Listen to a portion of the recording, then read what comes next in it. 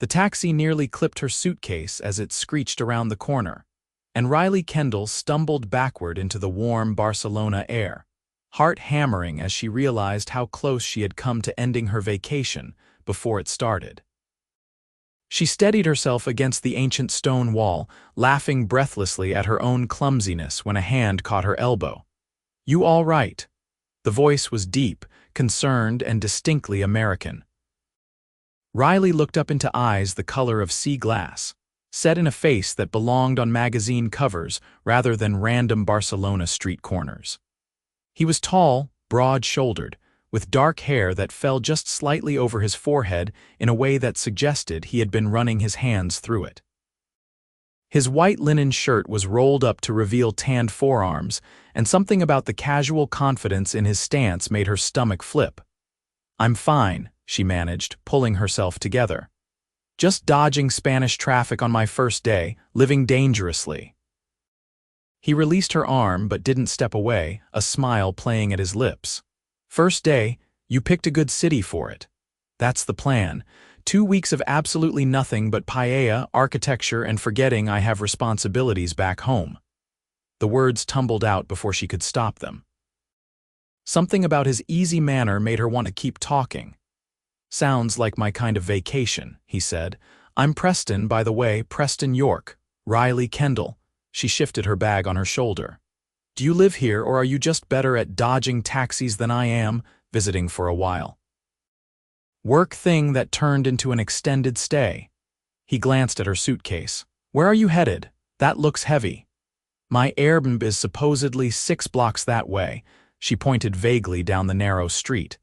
"I was about to drag this thing over cobblestones that look older than my entire country." Preston reached for her suitcase without asking. "Let me help. I'm heading in that direction anyway." She should have said no. She had been warned about strangers in foreign cities, about being too trusting, about keeping her guard up. But there was something genuine in his expression, and besides, it was broad daylight on a busy street. "Only if you are actually going that way. I do not need a pity escort." No pity involved. Consider it a welcome to Barcelona gesture. He fell into step beside her, handling her suitcase like it weighed nothing. "So what do you do back home when you are not dodging traffic in Spain?" "I'm a pastry chef. I run a small bakery in Portland." Riley navigated around a group of tourists clustered around a street performer. "Hence the need for a vacation. I have not had a day off in about 8 months." "A pastry chef?" Preston's interest seemed genuine. "That explains why you mentioned paella first. You are here for the food." "Partly. Also the Sagrada Familia, Park Güell, the beach." She glanced at him sideways. "What about you? What kind of work brings you to Barcelona for an extended stay?" He hesitated for just a fraction of a second. "Business development. Meetings, negotiations, that sort of thing. Pretty boring compared to pastry." They turned onto a quieter street lined with flowering balconies, and Riley checked the address on her phone. "This is me, actually. The Blue Door." Preston set her suitcase down gently. "Well, Riley Kendall from Portland, I hope you enjoy your 2 weeks of irresponsibility." She should have thanked him and walked inside. Instead, she heard herself say, "Do you know any good places to eat around here? Real places, not tourist traps." His smile widened. "I know a few. Are you free tonight?" Her pulse quickened. "I literally know no one in this entire country, so yes." "There is a place in Elborn, small, family-owned, best seafood you will ever taste." He pulled out his phone. "Give me your number and I will text you the address." 8 o'clock, Riley recited her number, still half convinced this was insane. "You are not a serial killer, right?" "Because I really want to see the Sagrada Familia before I die." "Not a serial killer. Scout's honor." He tapped something into his phone and hers buzzed in her pocket. "See you at 8, Riley." She watched him walk away, then dragged her suitcase inside and up 3 flights of narrow stairs to her apartment. The space was tiny but charming, with exposed brick walls and windows that overlooked the street. Riley collapsed onto the bed, jet-lagged and confused about what had just happened. Her phone buzzed with a text from an unknown number. "Address is Cara de la Prince 14. Look for the place with the blue awning. See you tonight. She spent the afternoon napping and unpacking, then stood in front of her limited wardrobe options at 7 o'clock, wondering why she cared so much about what to wear. He was just a friendly stranger helping her navigate the city. This was not a date, except it felt like a date. Riley settled on a sundress the color of burnt orange, paired with sandals that would not kill her feet on cobblestones. She left her dark hair down, applied minimal makeup, and headed out into the warm evening air. The restaurant was exactly where Preston had said it would be, tucked between a bookshop and a wine bar, so small she almost walked past it. He was already there, standing outside in dark jeans and a navy button-down that made his eyes even more striking. "You found it," he said, looking genuinely pleased to see her. "Your directions were good." Riley felt suddenly nervous, which was ridiculous. She had been on dates before. This was just dinner with a stranger in a foreign country, completely normal. The restaurant was intimate, maybe 10 tables total, with exposed stone walls and candles flickering in wine bottles. The owner greeted Preston like an old friend, speaking rapid Spanish that Riley could not follow. They were led to a corner table and Preston ordered for them both without looking at the menu. "I hope that is okay," he said. "I promise everything here is incredible. I trust you." The words felt more significant than they should. "So, business development, that sounds deliberately vague." Preston laughed. "It does not it? I work in acquisitions, basically. My company buys smaller businesses, helps them expand internationally. And that brought you to Barcelona specifically. We are looking at some European properties. Spain has a growing market in several sectors we are interested in." He leaned back as the waiter set down a bottle of white wine. "But enough about work. Tell me about your bakery. What made you decide to open your own place?" Riley accepted the wine he poured. "I worked in restaurants for years, doing pastry programs for other people's visions. I wanted to create something that was entirely mine. It is small, just me and 2 other bakers, but it is mine, you know?" "I do know, actually." Something in his expression shifted, became more focused. "There is nothing quite like building something from the ground up." The food arrived in waves. Grilled octopus with olive oil and paprika, garlic shrimp sizzling in small clay dishes, fresh bread that Riley immediately analyzed with her professional palate. They talked through each course, conversation flowing easily from food to travel to ridiculous stories from their respective work lives. "Wait, so this CEO actually threw a stapler across the conference room?" Riley was laughing so hard she had to set down her wine glass. "Straight through the window. We had to postpone the entire meeting while building maintenance came to board it up." Preston was grinning. "Business development is not as boring as I made it sound." "Apparently not." "The most dramatic thing that happens at my bakery is when we run out of croissants before noon and people get genuinely upset. To be fair, good croissants are worth getting upset about." They lingered over dessert, some kind of cream custard that melted on Riley's tongue, and she found herself not wanting the evening to end. Preston seemed to feel the same way because when they finally stepped back out onto the street, he said, "Want to walk for a bit?" The Gothic quarter is beautiful at night. They wandered through narrow medieval streets, past ancient churches and hidden plazas where locals gathered on benches. Preston pointed out architectural details, told stories about the history of the neighborhood, and Riley realized he must have spent considerable time in Barcelona to know it this well. "How long have you actually been here?" she asked as they paused at a fountain surrounded by orange trees. "About 2 months this trip. I come back and forth for work, but this has been my longest stretch." "Do you ever get lonely, being away from home for that long?" Preston considered the question. "Sometimes, but I like the freedom of it too, no expectations, no one needing anything from me. I can just be myself." He looked at her in the lamplight. "What about you? Are you close with your family back in Portland?" "My parents are great. They think I work too much, which is probably true. I have a sister in Seattle who just had her first baby, so everyone has been focused on that lately." Riley trailed her hand through the fountain water. "This is the first time I have done anything just for me in a long time." "Then I am glad I got to be part of it," Preston said quietly. They stood there for a moment, the sound of the fountain mixing with distant laughter from a nearby bar, and Riley felt something shift between them. This was more than just a friendly dinner.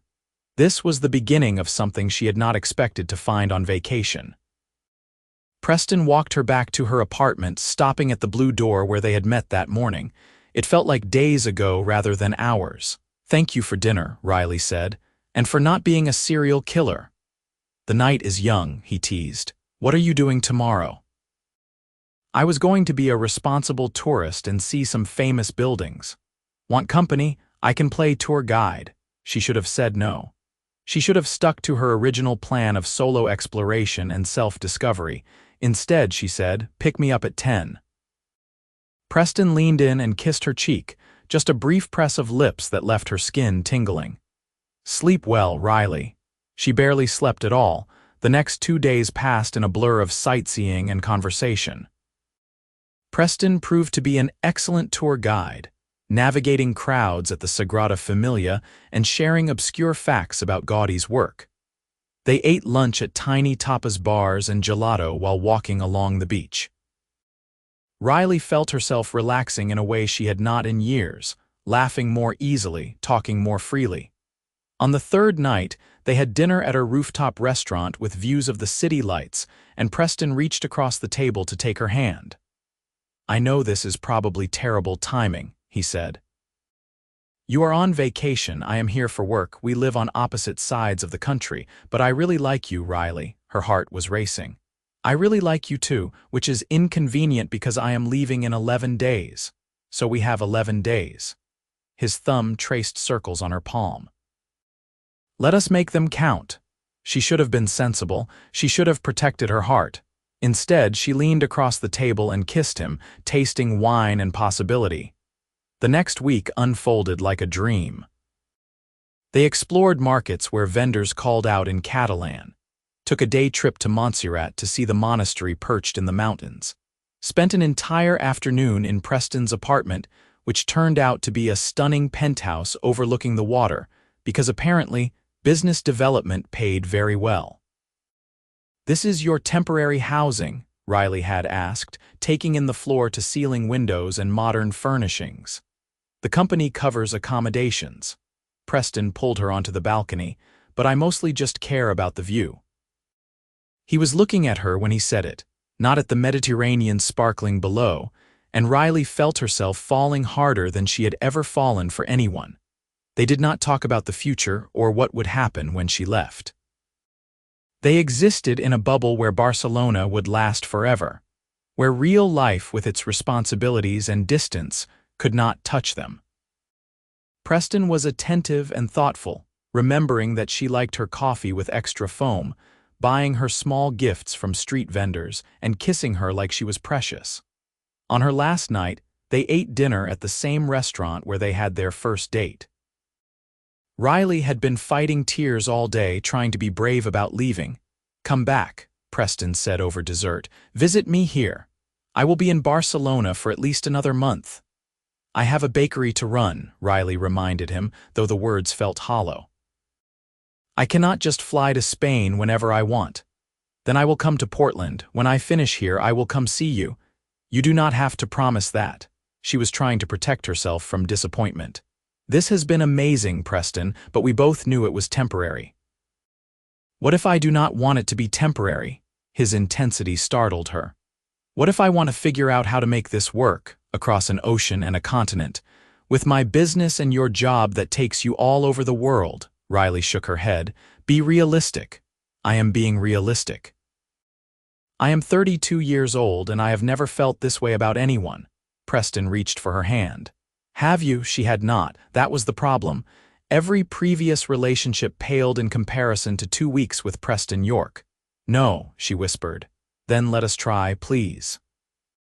They spent that last night in his apartment, talking until dawn about how they could possibly make it work. Preston promised to call, to text, to visit as soon as he could.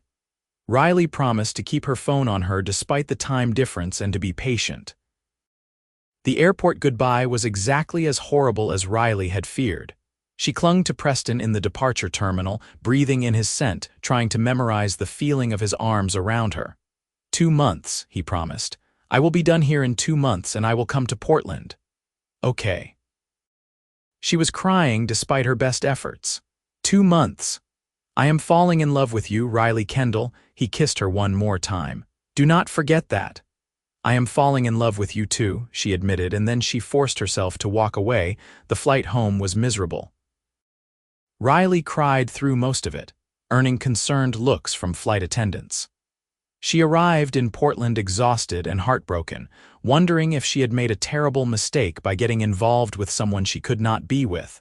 Her bakery felt both comforting and suffocating. Her assistant manager, Sophie, had done an excellent job keeping things running, but there were 1,000 small decisions that had piled up in Riley's absence. She threw herself into work, trying not to check her phone every 5 minutes for messages from Preston. He did text, though. Every day, sometimes multiple times. Good morning messages that arrived at 3 in the afternoon because of the time difference. Photos of places they had visited together. Random thoughts about his day. Riley responded when she could, usually late at night after closing the bakery, and they video-called whenever their schedules aligned.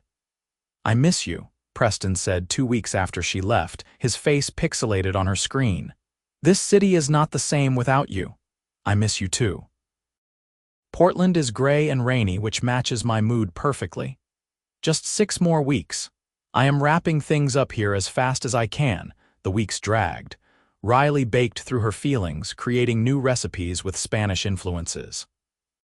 Churro-inspired pastries, orange and almond cakes, saffron-infused breads. Her customers loved the new direction, but Riley barely tasted any of it. She was counting down days, then Preston went quiet. It started with delayed responses to texts, then missed video calls. When Riley finally got him on the phone, he sounded distracted. Is everything okay? She asked, trying not to sound accusatory. Just busy. Work has gotten complicated, he sighed. I am sorry I have been distant. Do you still think you will be done in a month? I hope so. I will let you know as soon as I have a firm date. The call ended shortly after, and Riley stared at her phone, feeling dread pool in her stomach. This was how it ended, was it not? With vague excuses and growing distance until they both admitted it had been a vacation romance and nothing more. She tried to prepare herself for that outcome, tried to protect her heart before it broke completely. But every morning she still hoped for a message from Preston, and every night she fell asleep disappointed. 3 weeks before he was supposed to finish in Barcelona, Preston called at an unusual time. Riley was at the bakery, elbow deep in sourdough starter, and almost did not answer. Riley, I need to tell you something. His voice was tight with anxiety. Okay.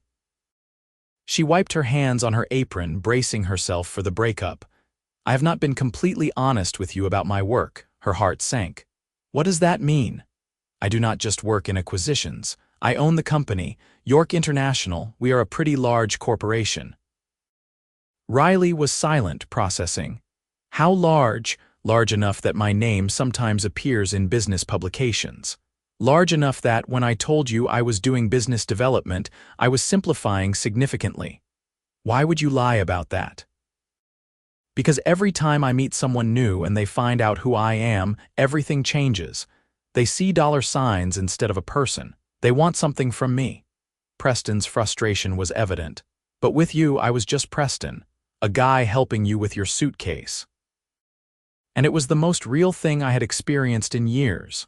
Riley leaned against the counter, flour dusting her jeans. So you are what, rich? Wealthy, yes. Billionaire if you want the specific classification. Oh my God, she felt dizzy. Preston, that is not a small detail to leave out. I know, I am sorry. I was going to tell you in Barcelona, but we only had 2 weeks and I did not want to ruin it. Then you left and it never seemed like the right time over the phone. When were you planning to tell me? When you showed up in Portland in a private jet? I do not own a jet, he said, then added, I charter them when needed. That is not better. Riley was angry now, though she was not entirely sure why. You let me think you were just some normal guy with a normal job. I am a normal guy. I just happen to run a company worth several $billion. He paused. Does this change how you feel about me? I do not know. I need time to process this. She looked around her small bakery, at the second-hand mixer and the temperamental oven she had saved for 2 years to buy. We are from completely different worlds, Preston. We are from the same world, I just have more money in mine. It is not that simple. Then come to Barcelona. Let me explain everything in person. I will fly you out here this weekend. I cannot just leave my bakery. One weekend, Riley. Please, she should have said no, but the pleading in his voice got to her. I will think about it. They hung up, and Riley stared at her flour-covered hands, trying to reconcile the Preston she knew with a billionaire CEO. It explained the penthouse, the way he had ordered at restaurants without checking prices, and the casual confidence that she had attributed to personality rather than privilege. Sophie found her standing there 10 minutes later. You okay, boss? The guy I met in Barcelona is a billionaire, and he lied to me about it. Sophie blinked. Okay, that is not a sentence I expected to hear today. Are we talking billionaire like Bezos or billionaire like owns a really successful chain of car dealerships? The first one, I think. He owns an international company. And you are upset because he lied. Did he, though? Sophie started pulling fresh loaves from the oven. Did he explicitly lie, or did he just not bring up his bank account balance in casual conversation? Riley thought about it. He said he worked in business development, which is technically true if he develops business for his own company. Sophie gave her a knowing look. Riley, you spent 2 weeks with this guy. Was he a good person? Yes. Did he treat you well? Incredibly well. Did you feel safe with him? Always. Then who cares how much money he has? Sophie pulled off her oven mitts. Go to Barcelona, hear him out. Worst case scenario, you get another vacation. Riley went home and stared at her laptop for an hour before finally searching for Preston York online. The results were overwhelming. Articles about business acquisitions, photos from charity galas, interviews in Forbes and Bloomberg. There he was in a tuxedo, looking intimidating and powerful. There he was shaking hands with politicians and tech moguls. This was not the man who had helped her with her suitcase. Except it was. It was all him. She called him back at 2 in the morning, which meant it was late morning in Barcelona. I will come this weekend, she said without preamble, but you are going to answer every question I have. Deal? The relief in his voice was palpable. I will send you the flight information. Thank you, Riley. The flight Preston booked her on was not commercial. She arrived at the private aviation terminal completely out of her depth, where an attendant checked her in and led her to a small jet that seated maybe 8 people. Riley sat in a leather chair that was nicer than her couch at home and tried not to think about how much this was costing. Preston met her at the Barcelona airport, and seeing him in person again made her chest ache. He looked tired, worried, and so happy to see her that Riley forgot to be angry. Hi, she said, hi. He pulled her into a hug that felt like coming home. I am so glad you are here. They went straight to his apartment, and Preston made coffee while Riley stood by the windows looking out at the view she had missed. Ask me anything, he said, handing her a mug. I will tell you everything. Why did you not tell me sooner? Preston sat on the couch and Riley joined him, maintaining some distance. By the time I realized I should, I was already falling for you. I was scared you would see me differently. Everyone does when they find out. Have you had relationships where people wanted you for your money? Several. It took me a while to recognize the pattern, but yes. He looked at his hands. I have also had people I thought were friends sell stories about me to tabloids. I have trust issues, clearly. What exactly does your company do? We acquire businesses in various sectors, mostly retail and hospitality, and help them expand internationally. Sometimes we buy struggling companies and restructure them. Sometimes we partner with successful ones to break into new markets. He watched her carefully. I work a lot, Probably too much. It is why I am in Barcelona so often. We are opening a European headquarters here. How much are you worth? The question felt rude, but Riley needed to know the scope. Around 4 billion, give or take depending on stock prices. She almost dropped her coffee. Oh my God, it is just money, Riley. It is not just money, it is power and influence and a lifestyle I cannot even imagine. She set down her mug.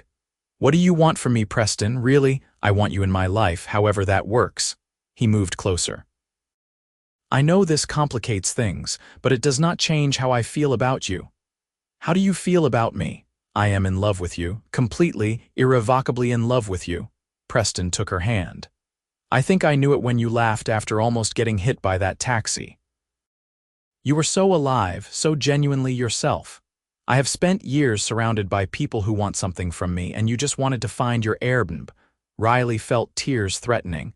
I love you too, but I am terrified of what this means. It means we figure it out together. He kissed her palm.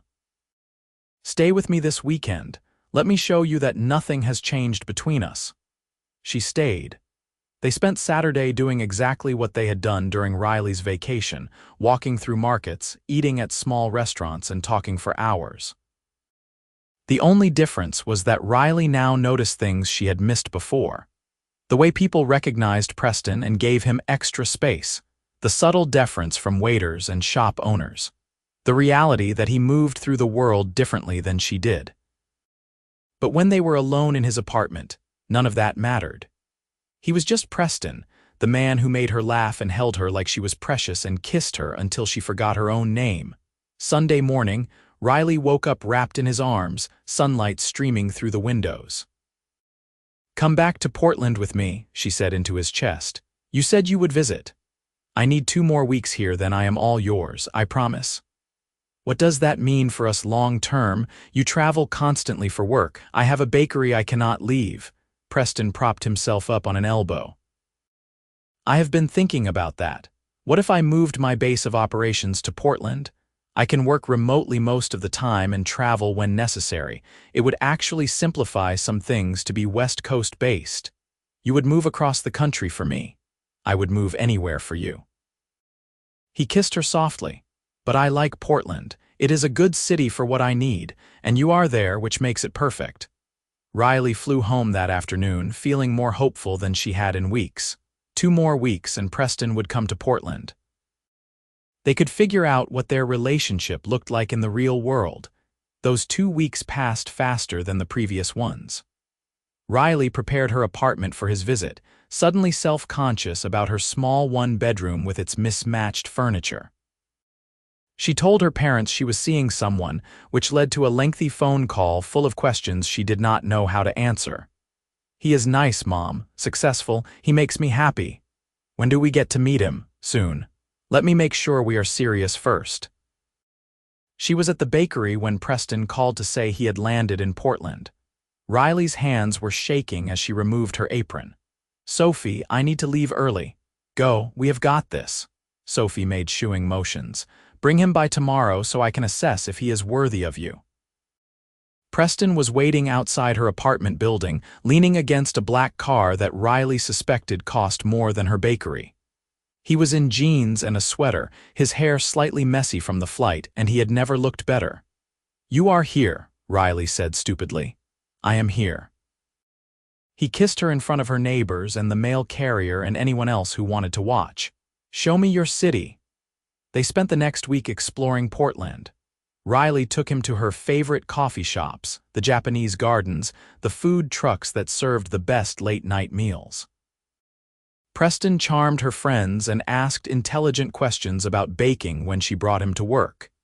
He fit into her life seamlessly, like he had always been there. One evening they were cooking dinner in her tiny kitchen, working around each other in the limited space when Preston said, I found some office space downtown. I signed a lease today. Riley almost dropped the tomato she was chopping. You what? I am moving to Portland, officially. My assistant is coordinating the logistics, but I should be set up here within the month. Preston, that is crazy. We have been together, actually together for what, 3 weeks total? 4 if you count Barcelona. He wrapped his arms around her from behind.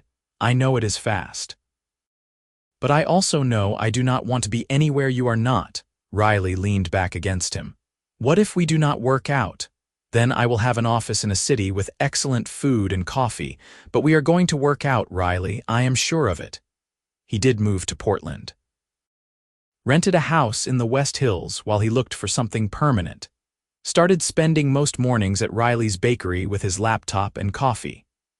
Met her parents, who were initially overwhelmed by his wealth but eventually charmed by his genuine affection for their daughter.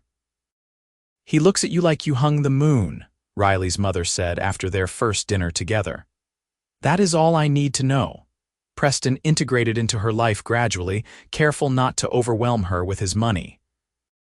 He made suggestions about upgrading equipment at the bakery, but respected when Riley said she wanted to do it on her own timeline. He drove a nice but not flashy car. He dressed like a normal person most days, but sometimes his world intruded. Business calls at odd hours. Weekend trips to New York or Los Angeles for meetings. An article in a local paper about the CEO of York International relocating to Portland, which led to curious looks from customers who recognized Riley as his girlfriend. Is this weird for you? Preston asked one night after a particularly intrusive day of photographers outside the bakery. A little, Riley admitted, but you are worth it. 6 months after they met in Barcelona, Preston took Riley back to Spain. Not to Barcelona this time, but to a small coastal town where they could be anonymous.